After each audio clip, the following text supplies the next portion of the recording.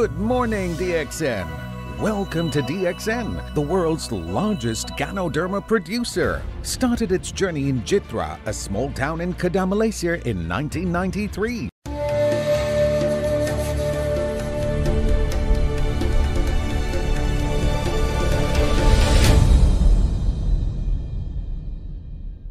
And of course, ang heart po natin, hindi lang po ito is a very romantic heart, but ito po ang sentro ng buhay natin. If your heart stops beating, sabi nga natin, it's goodbye tomorrow. So tomorrow will never come if your heart stops beating. Kaya nga po importante sa atin to be having a healthy heart all the time. Ano? Ang puso po natin is the only one we've got. Although may mga technology na ngayon to transplant hearts, but again, it's very difficult and it's very expensive. There's no better way for us but to take care of our heart, ano? Kasi po talagang iisa lang yan, iisa lang pong ating puso natin. And of course, and since this is the heart month, we are taking focus dito po sa ating puso, na hindi lamang po yung puso na marunong magmahal, kundi kailangan din po yung puso minamahal din po yan. So ingatan natin ang ating puso. Let's start. So your heart is a vital part of your body. Ibig sabihin ng vital, importante po siya para manatili tayong buhay. Pag sinabing vital, hindi pwede ang buhay pag wala yung parte na yan. So the heart pumps blood through the blood vessels of the circulatory system. Ang tawag po dito, blood vessels plus the heart. Ito pong buong system na to, ang tawag po dito ay cardiovascular. Yung puso at saka yung lahat ng ugat na sinusupply niya throughout the body, it's called the cardiovascular system. So yung blood po, which carries oxygen and nutrients, ito po ay pinapump ng heart natin that carries all of this throughout the body. And also the heart pumps blood to assist yung pag-alis po ng toxin sa ating katawan. Ang dugo po kasi hindi lang naghatid ng sustansya, ito ay humahakot din ng dumi. Kaya nga po yung ating dugo, after going through the entire body, it goes back to our heart and then to our lungs para yung oxygen i-replenish, yung carbon dioxide itatapon palabas. So that's how the heart helps in our blood circulation. Now, yung mga damages to the heart can lead to death. So, ayaw natin madamage yung heart natin. Sabi nga ni Ma'am kanina, may literally mga broken hearts. Ano? So, ayaw natin ng ma-broken literally. Masira yung puso natin. So, ano yung mga pwedeng mag-damage sa heart natin that can lead to death? May mga cases tinatawag tayo congenital disease, heart disease. Ito po usually, pag pinanganak ka, may problema na yung puso mo. Yung iba, may butas yung puso. Yung iba, yung septum or the muscles that divide the heart ay merong butas. Yung iba naman ay pati yung mga chambers ng puso ay may mga problema. So, usually may mga congenital heart disease tayo na pwedeng mabuhay ng medyo mahaba-haba ang pasyente at may congenital heart disease naman na pagkapanganak pa lang, namamatay na kagad kasi the heart cannot really sustain yung proper pumping function niya.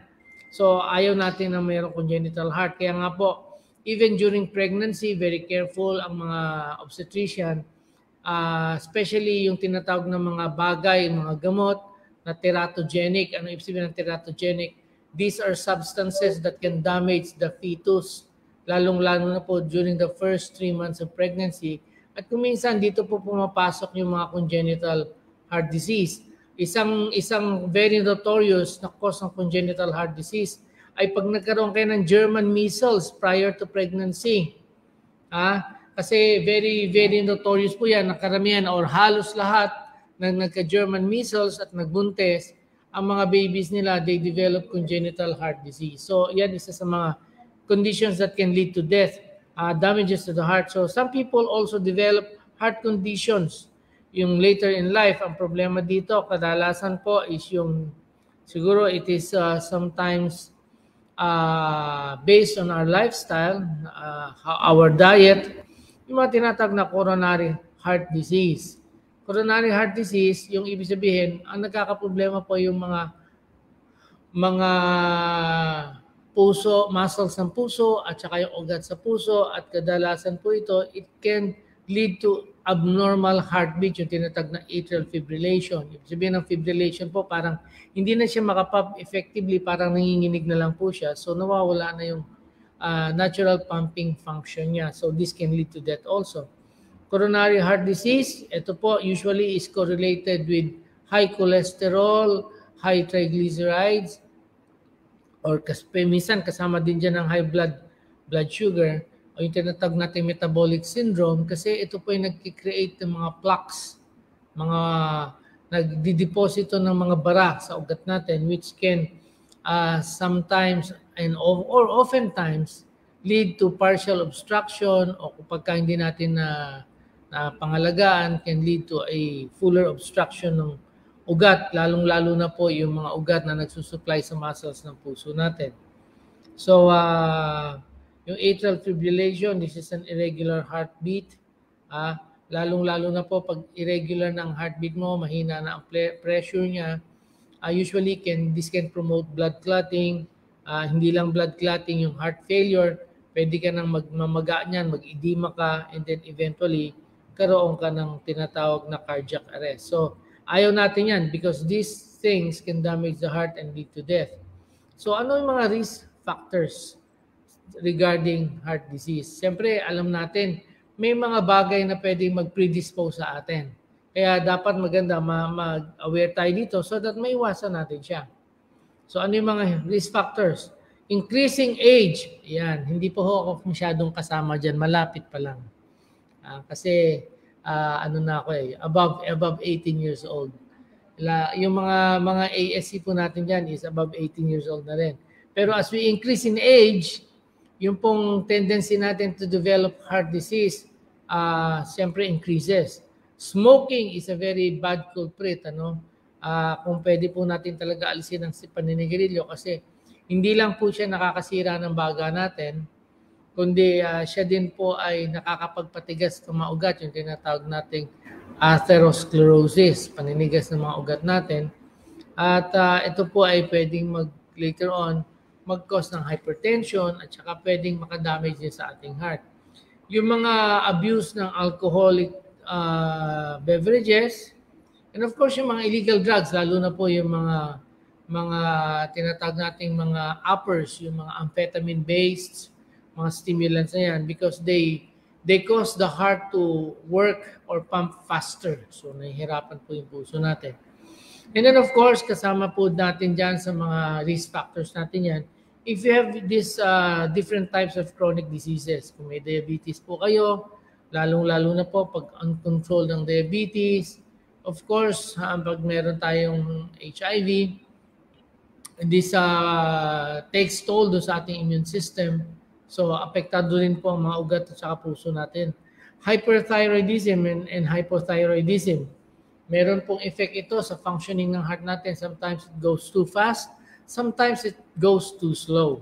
And of course, yung mga rheumatoid arthritis, kasi yung rheumatoid arthritis at saka yung iba pang mga autoimmune conditions like your lupus, pwede po itong mag-cause ng mga damages through the action of our immune system. Yung mga rheumatoid arthritis, they develop thickening doon sa mga tinatawag ng mga valves ng puso natin. So they develop valvular stenosis, mitral stenosis, pulmonary stenosis, which makes the heart very difficult to function kasi po hindi na i-channel na maganda yung mga oxygenated and unoxygenated blood. So anong nangyari po sa puso, nahihirapan, lumalaki yung puso hanggang sa magkaroon ng failure. Now, yung issue ng too much intake of synthetic vitamin E. Baka sabihin mo, ay, vitamin E pala, nakakasakit sa puso. Well, actually, ang ating vitamin E, we should not take more than 1,000 milligrams a day.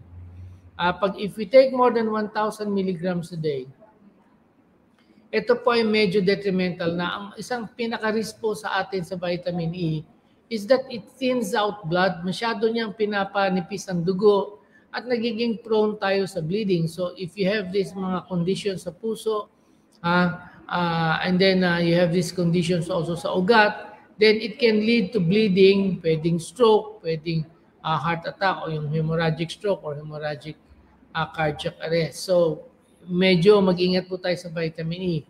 Too much of everything, sabi nga nila, is not good. So, treatment of cancers, yung mga chemotherapy, radiation therapy, ito rin po nakaka-apekto sa ating puso.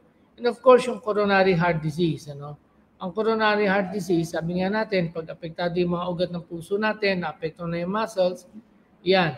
Dapat kung meron tayong mga matataas na cholesterol, triglycerides, mapapababa na natin. Maski yung uric acid po, it hardens the arteries. So, kailangan po mapababa natin yan kasi yung mga risk factors pertaining to coronary heart disease or mga pwedeng magbigay ng sakit sa puso, ito po ay dapat maiwasan natin. Of course, if you have a family history of heart attacks, ito po ay makes you prone to heart attack, heart diseases. Lack of physical activity, yung sedentary lifestyle, kasi po pangit ang blood circulation natin. And of course, too much stress, unmanaged stress. Ito po ay talagang makakapagpahirap sa puso natin and is a very big risk factor para sa pagkakaroon ng sakit sa puso. So, there are things that we can do to help prevent and manage heart disease. So, meron tayong pwedeng mga gawin so that hindi tayo aabot doon sa punto na talagang magkakaroon na tayo sakit sa puso. Well, kung meron mga risk factors, ang unang-una dapat natin gawin is to prevent these risk factors na magkaroon talaga ng maraming sitwasyon sa ating katawan. Of course, smoking. Always the best way to treat smoking is to stop smoking.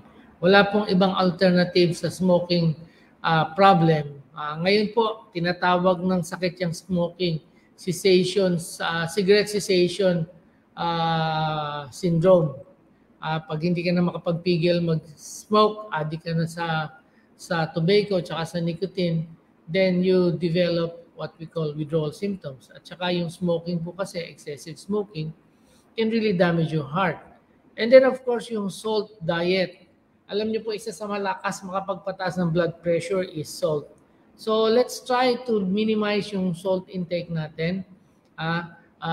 Sanayin po natin yung panlasa natin nang hindi masyadong maalat. May mga ibang mga pantimpla dyan na doesn't need to be salty. So it's a matter of training your taste buds.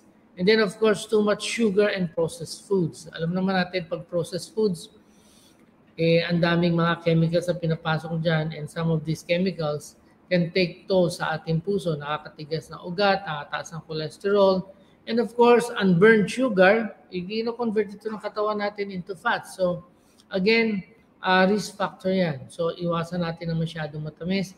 Maintain a healthy weight. So, isa po sa problema talaga related as risk ng cardiovascular disease ay yung yung obesity or overweight. Being overweight and obese. Kasi po pag overweight and obese tayo, the heart works much more. So, let's maintain a healthy weight. Tingnan po natin yung height and weight chart. Dapat po kung ano yung average weight for your height, yun lang po ang ipilitin nating ma-achieve. More or less, huwag tayong masyadong lalampas. And then of course, let us limit our fats and cholesterol. Well, yung iba kasi sinasabi, importante ang cholesterol sa katawan kasi kailangan ito ng ating mga hormones for it to be synthesized. Well, actually po, totoo yun. Importante ang cholesterol. We cannot go functioning well without cholesterol kasi lahat ng hormones natin, cholesterol ang ginagamit na parang backbone or pinaka-building blocks. Pero actually po, the body can create its own cholesterol through your liver. It is sufficient enough. Kaya hindi po natin kailangan ng masyadong maraming cholesterol sa pagkain. And of course, you have to stay physically active because this stimulates good blood circulation. Managing stress is very important kasi pag unmanaged po ang stress natin, marami pong effect ito.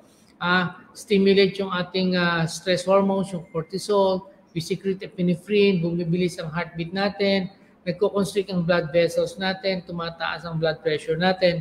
So lahat po yan ay mga risk factors for magkaroon tayo ng sakit sa puso. Of course, live happy. Ibig sabihin, magkaroon tayo ng buhay na yung balance. Meron tayong time of leisure, meron tayong time of work. And of course, adequate rest is important. At least sleep mga 6 to 8 hours a day. And of course, eat a healthy diet. Importante po to because we are what we eat. So kung kinakain mo ay puro fats, yan, then most likely you will develop coronary disease, coronary heart disease. Okay? So, actions to keep your heart healthy. What can we do? Ano pwede natin gawin? Of course, very common yan, exercise. So, meron tayong pwedeng dalawang approach sa exercise. We have what we call aerobic, also known as cardio. Kaya nga tinawag na cardio exercise to, it stimulates the heart and our breathing. Alam niyo po ang kagandahan sa mga cardio exercises, kagaya ng running, swimming, walking, hiking, aerobics, actually sama na ang dancing dyan, kickboxing, many other types. Because when we do aerobic exercises, we stimulate the heart to pump. Ang purpose po ng effective aerobic exercise is to reach our peak heart rate. Yun po, hindi yung basta mag-aerobic ka lang, tama na yun, pinawisan ako, yun ang goal mo, no? Kung gusto niyo talaga magkaroon ng effective aerobic exercise, try to reach your peak heart rate. Ang peak heart rate po depende sa edad diyan. Kung ang yung edad ay nasa senior ka na, usually ang peak heart rate mo hindi mo kukunin yung maximum. Kasi ang maximum ang peak heart rate natin ay umaabot siya ng mga 150 to 200. Hindi na kaya ng senior citizen yan. So pagka kayo senior citizen, wala kang exercise, ang target mo lang muna is to at least achieve yung 60 to 70% of your peak heart rate. Pagka na-achieve mo yung 50 to 60, 70% ng peak heart rate na yan, i-sustain mo lang siya for at least 5 to 10 minutes and then mag-cool down ka na para bumalik siya sa normal heart rate. Why are you doing this? Ito po, ang purpose ito is to stimulate your blood vessels to activate yung collaterals. Yung ugat po natin sa puso, may malaking ugat at may mga maliliit na ugat. When you do aerobic exercise, ito po maliliit na ugat na to, siya po ay na-stimulate ng ma-develop. Ang purpose po nito, kung may mga collaterals ka, parang sa highway, may mga iskinita, may mga side roads. Pagka magkaroon man ng any congestion, magkaroon ng bara, magkaroon ng paninikip ng butas, ng main na ugat, pagka maganda ang collaterals mo, magiging effective at efficient pa rin yung daloy ng dugo sa heart muscles mo. So yun yung advantage po ng aerobic exercises. Now we have another type of exercise. Ito yung anaerobic o kung tawag nila mga isometric exercises. Ito po, this requires more strain on your muscles, like lifting heavy weights, yung mga sprint, yung biglang takbo. Ito po ay masyadong intense. Kadalasan po, kung kayo po ay may mga sakit sa puso, hindi po ito nire-recommend. But kung okay ang inyong puso, this can do for your strengthening activity. Nakakatulong din po yan sa developing ng collateral circulation. Pero syempre may limitation. If you already have a heart condition, I would suggest stick to mild aerobic exercises rather than anaerobic. Okay, so next slide, yung proper nutrition. So the most effective way to avoid heart problems is to have a proper and balanced diet. So ano po yung proper and balanced diet? Next slide. Yan, so dapat kumpleto tayo ng tamang vitamina. Of course, ang vitamins and minerals po hindi pwede magkahiwalay. Kaya po pagka meron kayong mga food supplement na vitamins lang, walang minerals, useless yan. Pagka minerals lang, walang vitamins, useless yan. Why? They have to go hand in hand because para ma-absorb ang vitamins mo sa iyong bituka, kailangan may minerals. So dapat magkasama yan. So you have to have your vitamins and minerals, balanse po yan. Of course, yung mga carbohydrates, the right amount of carbohydrates only. Do not go for the mga simple sugars, but mas maganda mga complex carbohydrates mo, mga pasta, rice, mga ganyan. And then of course, protein at a certain amount. Kung titingnan nyo sa food pyramid, ang protein, moderation lang. And fats, very, very little of fats only. Diba? So kailangan ingatan talaga natin ang puso natin. Kaya ang diet po natin, we must really look into our diet because kung ano yung kinakain natin, yan ang magiging kabuuan at resulta sa katawan natin. So, paano nagtatrabaho ang ating puso? I think we have a video regarding this. Your heart is a pump. It's a muscular organ about the size of your fist and is located slightly left of center in your chest. Your heart is divided into the right and left side. The division protects oxygen-rich blood from mixing with oxygen-poor blood. Together, your heart and blood vessels comprise your cardiovascular system, which circulates blood and oxygen around your body. In fact, your heart pumps about 5 quarts of blood every minute, and it beats about 100,000 times in one day. That's about 35 million times in a year. Oxygen-poor blood, blue blood, returns to the heart after circulating through your body. The right side of the heart, composed of the right atrium and ventricle, collects and pumps the blood to the lungs through the pulmonary arteries. The lungs refresh the blood with a new supply of oxygen, making it turn red. Oxygen-rich blood, red blood, then enters the left side of the heart, composed of the left atrium and ventricle, and is pumped through the aorta to the body to supply tissues with oxygen. 4 valves within your heart keep your blood moving the right way. The tricuspid, mitral, pulmonary, and aortic valves work like gates on a fence. They open only one way and only when pushed on. Each valve opens and closes once per heartbeat, or about once every second. A beating heart contracts and relaxes. Contraction is called systole, and relaxing is called diastole. During systole, your ventricles contract, forcing blood into the vessels going to your lungs and body, much like ketchup being forced out of a squeeze bottle. The right ventricle contracts a little bit before the left ventricle does. Your ventricles then relax during diastole and are filled with blood coming from the upper chambers, the left and right atria. Then the cycle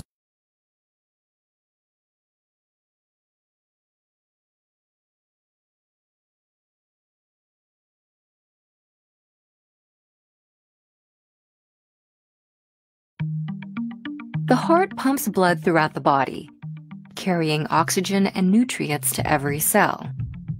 It's this circulation of blood that is vital to sustaining life. The heart is an organ made up of several tough layers of muscle. The pericardium is the thin layer that covers the exterior, while the endocardium lines the inside walls.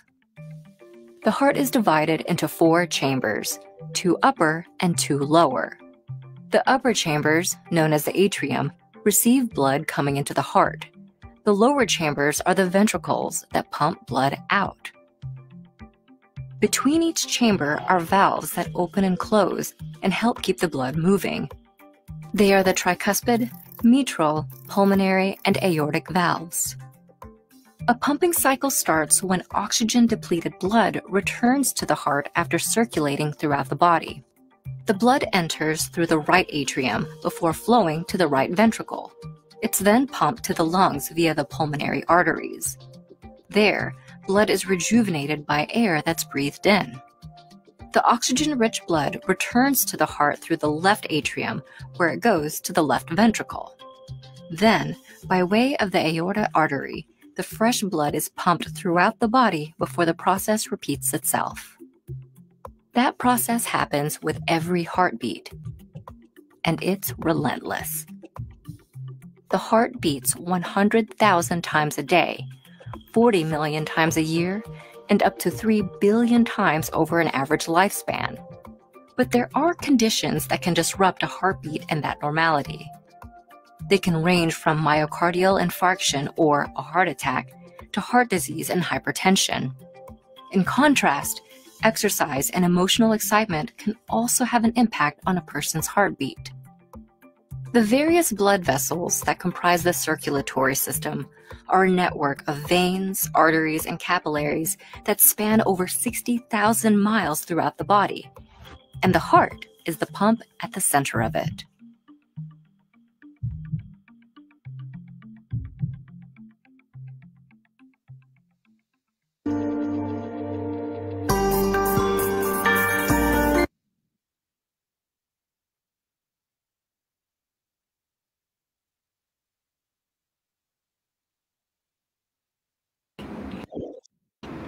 Okay? Meron na ba ako audio? Yeah. So basically po, that's the heart in function. Yun din yung structure ng heart natin. So that's why we understand that every heartbeat po is very vital sa ating buhay. So we really need to take care of our heart. So we are very fortunate kasi po sa DXN, we have so many products that's good for our heart. So let's start with our king of herbs, yung Ganoderma. So we are all aware of this, yung Ganoderma lucidum, which is also present in our coffee. Of course, alam po natin na we call it, dito, tawag natin yung kabuti. But there are so many names, the Chinese, the Taiwanese, and the Koreans. They use this for longevity and health. They call it reishi, they call it lingxi, at saka they call it lingqi. Now, ang kagandahan po sa ating Ganoderma, next slide. King of Herbs, ayan. Okay, so it's known as the King of Herbs. Okay, yan, sabi nga, in Chinese, it's called lingxi, Japanese called reishi, sa Filipino, it's called kabute. It contains so many active ingredients. Of course, alam natin yung mga major elements that's important in providing po yung good benefits of our Ganoderma is the polysaccharides, your adenosine, your triterpenes. Lahat po ito may mga value. Organic germanium is also one of them. Of course, polysaccharides, just to give you a short review of how it can help us. Polysaccharides is very good in helping our immune system. Kaya po maganda to para lumakas ang resistensya natin. Importante po yan sa panahon nito ng pandemic. So dapat laging on top condition ng ating immune system. Ang maganda po sa Ganoderma, it's not only a immune stimulator, but it's an immune modulator. Ibig sabihin, it can tone, it can adjust yung strength ng ating immune system. Kaya pwede po siya doon sa mga kulang sa lakas ng immune system. At pwede rin po siya doon sa mga may autoimmune na kailangan na i-modulate, ayusin yung timpla ng ating immune system. Then we also have adenosine, which is very good for our blood. It helps open up our blood vessels. It helps prevent blood clotting sa ating mga ugat. So in terms of cardiovascular health, maganda po ang tulong nito. It can literally be a good tool in preventing cardiovascular problems, mga sakit sa puso. And of course, yung triterpenes natin or triterpenoids, this is very good in lowering down your cholesterol and blood sugar. So ito po yung mga risk factors o tinatawag nating mga pwedeng dahilan na pwedeng magkaroon tayo ng sakit sa puso. So if we take our Ganoderma regularly, we eat a balanced diet, and we do a really good regular exercise, maganda ang lifestyle natin, we live a healthy lifestyle together with our Ganoderma, talaga pong napakalaki ng opportunity natin na matulungan yung ating puso. Na ito yung manatiling malusog hanggang sa ating old age. Alam nyo po, may mga talagang tao na talagang naalagaan yung puso nila, naalagaan yung kalusugan nila, na at the age of really talaga matanda na, some expire na para bang nalobat na lang, namatay na ng baterya, natulog, hindi na nagising. Pero they are perfectly in good physical condition. So, maganda po, alagaan natin ang puso natin. We can use the help of our products, lalong-lalo na po ang Ganoderma. And of course, nandiyan po ang organic germanium. Organic germanium is a very strong antioxidant, so it prevents yung mga damages sa ating blood vessels, gawa ng mga free radicals, gawa ng mga toxins. It also helps improve yung kalusugan ng ating mga cells to prevent it from developing into bad cells, maging mga tumors yan, maging mga cancers yan. So, ang ating pong Ganoderma is really for longevity, really for stamina and health. Alam niyo po, isa pang magandang attribute ng ating Ganoderma because of the polysaccharides at saka yung triterpenes, it has a very good calming effect. Kasama na dyan po ang adenosine. Ano po? Ang adenosine po has a calming effect sa ating brain. That's why ang isa sa mga early uses ng Ganoderma before ay para ito mag-treat ng tinatawag na chronic fatigue syndrome. Ang chronic fatigue syndrome is a byproduct of too much stress. Yung bang kahit na nagpapahinga ka na, hindi ka makaramdam na ikaw ay rested. So, Ganoderma through our adenosine and our polysaccharides, triterpenoids, it facilitates yung better relaxation. Actually, if you start taking your Ganoderma, mas maganda ang nagiging sleep patterns natin. Although hindi siya pampatulog talaga, but it somehow relaxes us. It has this calming effect because of adenosine. That's why even when we mix our Ganoderma with coffee, hindi mo po nararamdaman yung stimulatory effect of caffeine. It's because of the adenosine in our Ganoderma. So yan po, we have two forms. Next slide, yung RG and GL. Yung RG, this is the 90-day-old. Ito po yung fruit body mismo ng Ganoderma. Maganda po itong pang-detoxify na ating system. It also improves and normalizes the entire body function. Kasi marami siyang fiber. Maobserba nyo, with RG, mas maganda ang movement ng ating pagdumi. And of course, Ganocilium, it also contains the vital ingredients of Ganoderma, lalong-lalo na po yung triterpene and adenosine.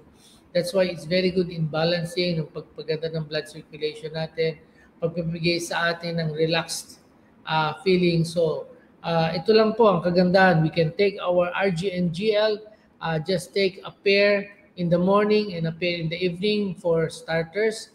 Ang maganda po dito, wala siyang claimed toxicity level, walang overdose, so you can increase your use as you find it necessary, as you find it kung sa tingin nyo, kung alin yung mas tamang dami para sa inyo. Ako po, I just take it 3 to 4 pairs morning and evening. So, depende po sa ating pakiramdam. And of course,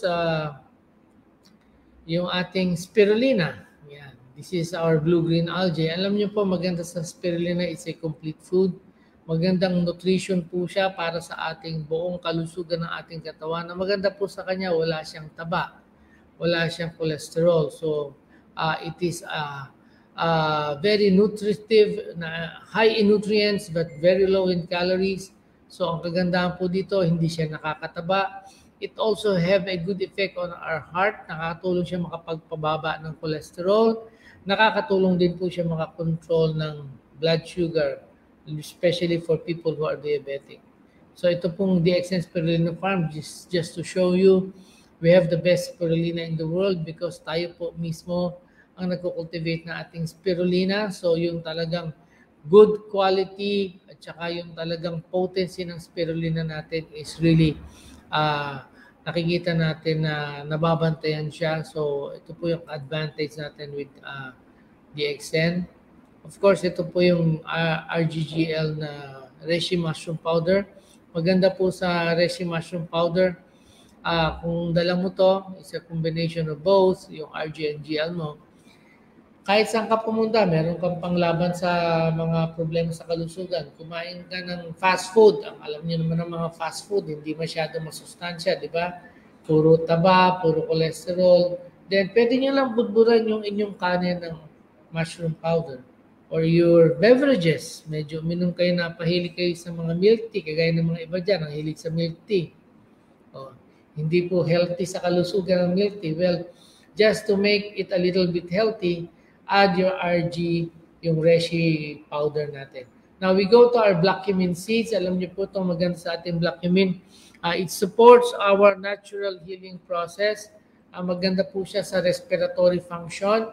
Alam niyo po, kailangan po ang heart and your lungs, they function hand in hand. Hindi po pwedeng malusog lang ang puso mo, pero hindi malusog ang baga mo kasi isa sa mga nagbibigay ng sustansya sa ating puso ay yung oxygen na nanggagaling sa hinihinga ng ating baga. Without the oxygen, pati po yung puso natin ay magsasuffer. So maganda po ang ating black cumin both for our respiratory health, even for our cardiovascular health. Maganda rin po siya sa ating immune system. It's also very good for your blood pressure. Nakakatulong po siya makapagpababa ng blood pressure. Next slide. So it's also known as Habatul Baraka, meaning a seed of blessings. This is very popular among Middle East and India, yung Ayurveda. So maganda po ito, marami siyang benefits. And our black cumin contains black pepper. Alam niyo po, ang black pepper is very rich also in antioxidants. At wala po siyang mga artificial ingredients or preservatives. So, Ang pag-inom po ng Black-Cumin natin, just take 2 capsules even before bedtime. Okay na po yan for our general health. Alam niyo po, may mga studies pa na Black-Cumin also improves yung testosterone level among males. So, alam niyo naman, pag mas mataas ang testosterone level, mas fertile ang mga male population. Okay, next slide. Yung jujube fruits or red dates. Ang maganda po dito is ito po ay natural, walang preservative, walang artificial coloring. Alam niyo po ba ang beneficial sa dates ay yung tinatawag na resveratrol. Ang dates natin contains resveratrol just like your grapes. Ano po, ang resveratrol po ay maganda sa ating cardiovascular, sa puso natin. Why? It helps lower down cholesterol, it helps lower down sugar levels, it also helps lower down yung tinatawag nating blood pressure because meron siyang tinatawag na vaso-relaxation effect. Well, nowadays, marami pong research about resveratrol. Ang jujube po or dates is very rich in resveratrol. So, maganda po yan. Just take it regularly. Anyway, parang ubas lang yan. Parang chichira lang yan. So, you can just take it regularly while watching your television, your favorite show, or while watching Netflix or whatever is your yung mga hilig ninyong pastime. Ano? Next slide.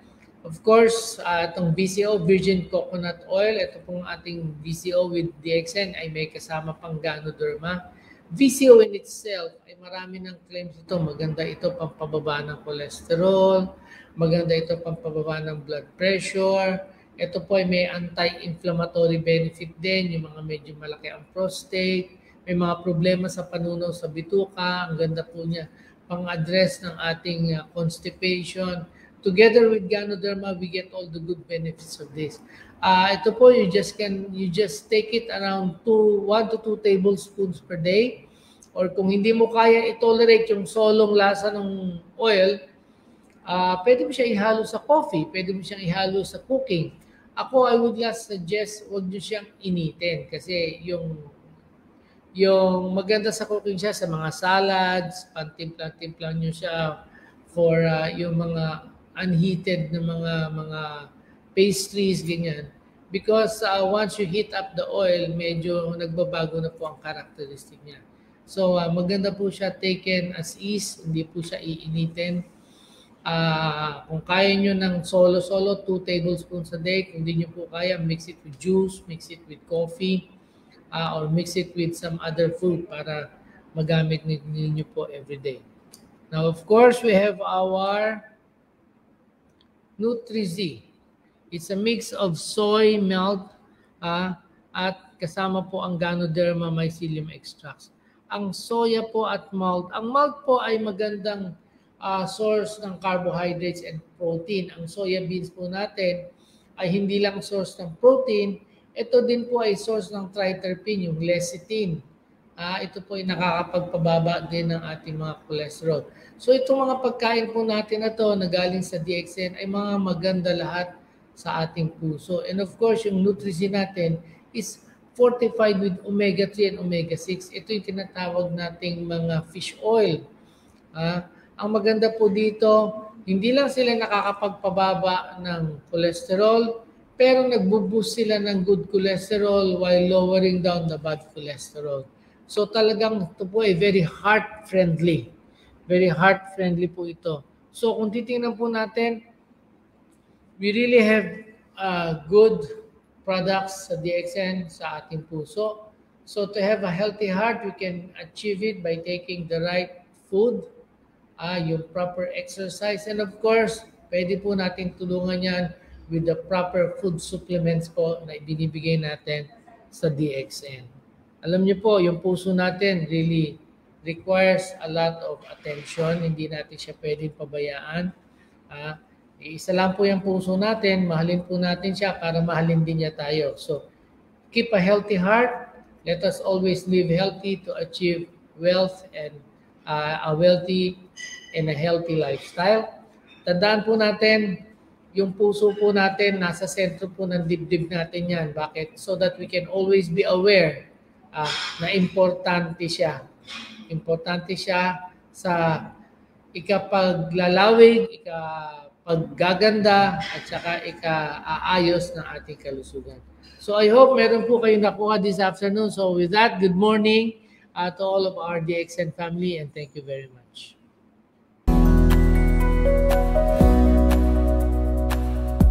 Make sure you find the time and spend some money for your health before it is too late.